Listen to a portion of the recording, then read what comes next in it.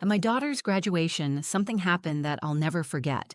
It wasn't the speeches or the caps in the air, it was what her stepdad said and what she did after.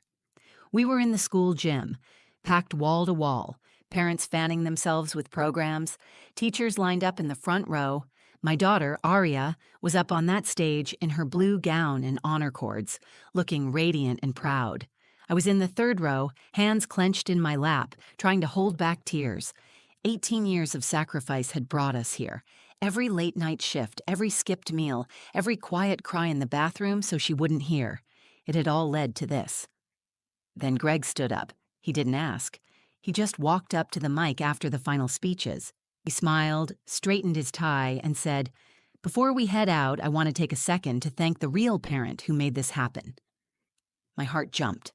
For a second, I thought, could he be talking about me? Then he added, "Let's give it up for the man who kept her focused, who taught her discipline, who showed up every step of the way." And everyone clapped. Loud, long, full applause. Some parents even stood. He looked right at the crowd, soaking it in. He nodded like a man who had just won something. I sat there, frozen. My chest was tight, like the air had been sucked out of the room. I looked at Aria on the stage. She didn't smile. She didn't clap. She just stared at him. He kept going. "She's a brilliant girl, and I'm proud to call her my daughter. I've done everything I could to make sure she had a better future. And today, I think we can all agree it paid off." More clapping. I didn't move. I couldn't. I had spent years doing the invisible work, working night shifts as a nurse while she slept, skipping birthdays to pay for textbooks, fighting for her when teachers underestimated her. He had been around for 5 years. I had been there since day one, and now in a single moment he erased it all. But then something happened. Aria stood up again. She walked back to the mic. Slow, steady, heels clicking against the wood floor. The crowd was still smiling, still buzzing from his speech. Greg stepped aside, probably thinking she was about to thank him too. But she looked right at me, and she said, "I want to tell you what he doesn't want you to know."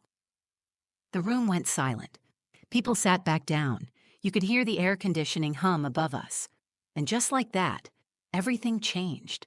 My name is Janelle Ortiz, and I raised my daughter, Aria, by myself for the first 13 years of her life. I didn't plan on doing it alone, but plans rarely survive reality. Her father left when she was 4. No phone calls, no child support, just a blank space where a man should have been. At first I was angry, then I was numb. Then I just got busy. I worked night shifts as a nurse, long ones, the kind that leave your back sore and your eyes dry. I'd come home to find her asleep on the couch with her homework on her lap. She never complained. She learned early that we didn't have the luxury of easy. When she was in middle school, I used to write little notes and put them in her lunch, just a sentence or two. Something like, "You're stronger than you think," or "I'll always be proud of you." Sometimes I'd get home late and she'd have left a Post-it on the fridge for me.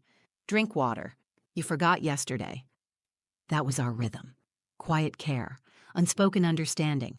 She was never just my daughter. She was my anchor. Then Greg came into our lives. We met at a hospital charity gala. He was charming, confident, successful, said all the right things. I hadn't dated in years, and it felt nice to be noticed. He took an interest in Aria right away, helped her with homework, taught her to drive. He liked being seen as the hero, and at first, I wanted to believe he was. We got married 2 years later. Things shifted. He was never openly cruel, but he had this way of making me feel small.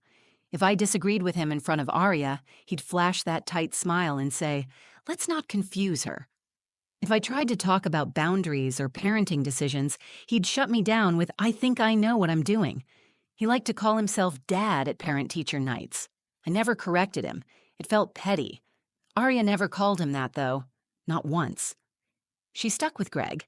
Sometimes I wondered if she saw through him more than I did. Over time, the space between me and Aria started to stretch. She became more private, more quiet. I thought maybe it was just teenage growing pains. Maybe it was because she was busy with school. Maybe Greg was right when he said I needed to stop hovering. I convinced myself it was normal. But I still noticed the little things, like how she'd text me to say goodnight even if she was in the next room, or how she'd wait until Greg left the house to ask for advice, or the time I found her crying softly in the bathroom and she just whispered, "I'm okay, I promise, just tired." I didn't push. I gave her space. I kept showing up. The day she got her acceptance letter to NYU, she screamed so loud the neighbors thought something was wrong. I laughed and cried and danced with her in the kitchen. Greg was out of town for a conference. When he got home, he slapped her on the back and said, "Told you I'd get you there." She gave him a polite smile. I felt something sink inside me, but I said nothing. Graduation day came fast. I was nervous that morning, not just because it was a milestone, but because something about that day felt heavy, like it meant more than it should. I curled Arya's hair in the kitchen while she scrolled through her speech on her phone.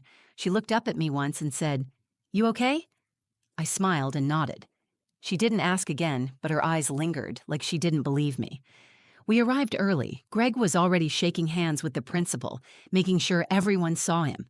I took a seat in the third row where I always sat, out of the spotlight, close enough to see everything, far enough not to be seen. When Arya walked across that stage, my heart swelled. She looked poised, fearless, brilliant. A piece of me wanted to run up there and hold her like I used to when she was 5 and scared of thunderstorms. But I stayed seated, hands folded tightly. I didn't know then what was coming. I didn't know that this graduation wasn't just hers. It was mine too. A moment I never asked for, never expected, and still can't fully explain.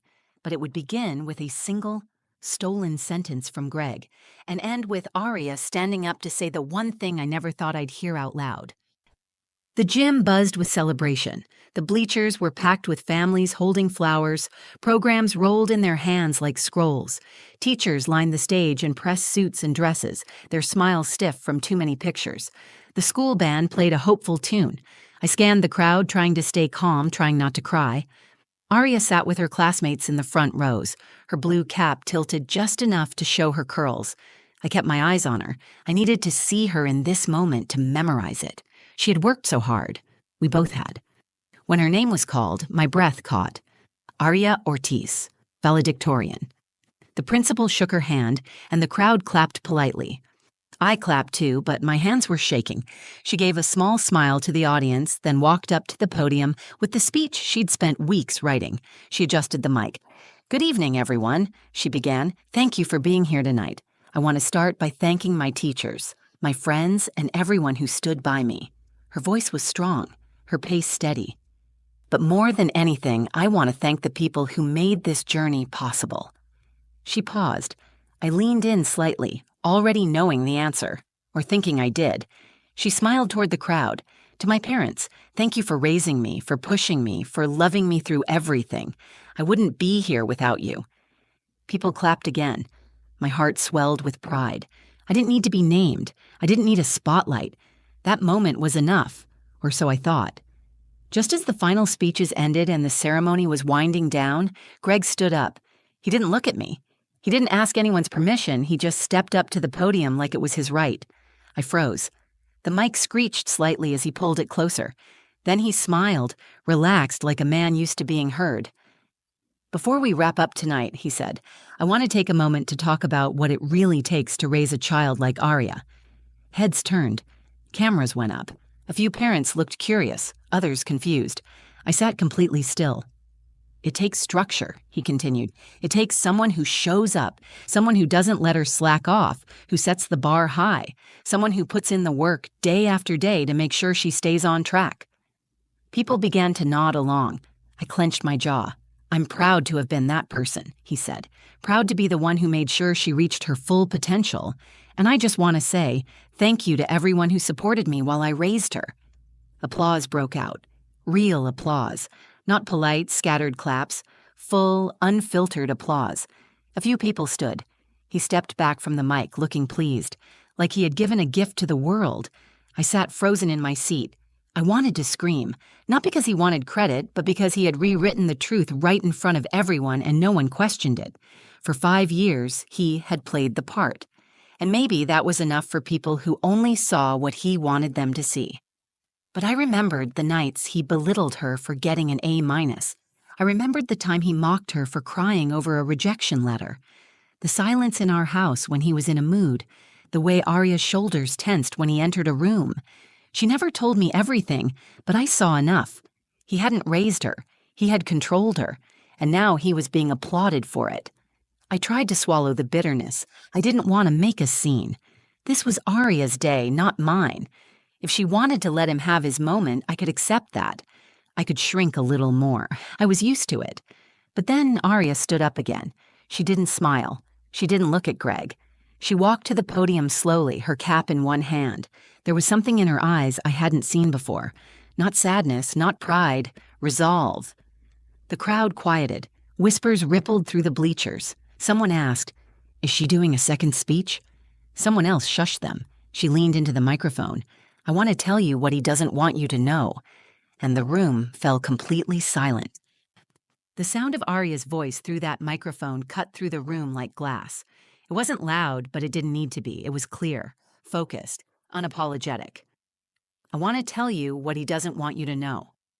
All the clapping stopped. You could hear a chair creak, a baby murmur in the back. Even the band kids in the corner went quiet. Greg shifted beside her. His smile faltered, but he kept it on his face like a mask that was beginning to crack. I sat motionless in the third row, staring at my daughter. My heart was pounding in my chest. I didn't know what she was about to say. I didn't even know if I wanted her to say it. Part of me hoped she'd stop, that she'd walk back to her seat and let the moment go. But I also knew this wasn't about me anymore. She wasn't doing this for applause. She was doing it because something inside her had finally decided to stop being quiet. She looked out over the crowd, then down at Greg. Her voice didn't shake. "He says he made this happen, that he was the one who showed up every day and raised me into the person I am." Greg stared back at her, still smiling, but now he looked like he was trying to figure out whether to laugh it off or stop her. He didn't move. Arya looked straight ahead. But the truth is, he came into my life when I was already halfway grown. My grades were already strong. My goals were already clear. My work ethic came from watching my mom get up every single morning before sunrise to go work a job that left her feet blistered and her eyes red. She never missed a shift. She never gave up. She made sure I had food, books, clean clothes, and time to study. She stayed up late proofreading my essays even after working 12 hours. When I failed, she never told me I wasn't good enough. She told me to try again. My throat tightened. I didn't move. I didn't want to ruin the moment. Arya kept going. Greg was a part of my life, yes, but he didn't raise me. He controlled me. He criticized me when I wasn't perfect. He reminded me constantly that I was lucky to have him, that I'd never get into college without him. Gasps rippled through the crowd. A teacher in the front leaned forward, her expression stunned. Greg shifted again, this time with a clenched jaw. "He wants you to think he built me," Arya said. "But the truth is, he tried to take credit for something he never created." She turned and for the first time looked directly at me. "My mom is the reason I'm here. Not just at this ceremony. Here, in this life. She kept me together when I wanted to fall apart. She believed in me when no one else did. She made sacrifices no one saw and never asked for anything in return." Her voice cracked, just once, but she didn't stop. "She didn't come up here and talk. She never needed to, but I do." She walked away from the podium and stepped off the stage. Greg stood motionless as she passed him. His eyes followed her, but he didn't say a word. There was no applause this time. Only silence. Raw, heavy silence. Arya walked straight to me. She bent down, wrapped her arms around my neck, and held me like she used to when she was little, and the world felt too big. She whispered, "I saw everything, Mom." I always did. I couldn't speak. I just held her. Something deep inside me cracked open in that moment. Not from pain, but from the release of years of being invisible. Every time I had swallowed my pride to keep the peace. Every night I had cried into my pillow so she wouldn't hear. Every sacrifice I made in silence was suddenly, publicly seen. She didn't just take back her story. She gave mine a voice, too. That was the moment the tide turned. Not just for her, for me. I don't remember breathing in those first few seconds after Arya hugged me. I just remember the way her arms wrapped around me and how tightly she held on. like she had waited years to say what she did, like letting go too soon would erase it all. The crowd stayed quiet. No one moved. No one clapped. There were no polite smiles or congratulatory nods. Just silence. Thick, undeniable silence. Greg was still standing beside the podium. I turned to glance at him. His arms were stiff at his sides, his eyes scanning the audience. He looked lost, stripped, like the stage he had stepped onto so confidently had vanished beneath his feet. For the first time since we had met, I saw him as he really was. Not charismatic, not clever, just a man who thought control was love and that performance was truth. And now he stood exposed in front of everyone who had once applauded him. Arya stepped back and looked me in the eyes. Her own were glassy, but she wasn't crying. She was proud. She had said what needed to be said, and now she was standing in it. I brushed a piece of hair behind her ear and said quietly, "Are you sure you're okay?" She nodded without hesitation. "I am now." We sat down together. I didn't look around. I didn't need to know who was whispering or shifting uncomfortably in their seats. All that mattered was sitting beside my daughter and holding on to the moment she gave me, not just as her mother, but as the person who had carried the weight all those years without needing recognition. Until now. The principal walked hesitantly back to the microphone and fumbled through a few closing remarks. He thanked everyone for attending. He congratulated the graduates again.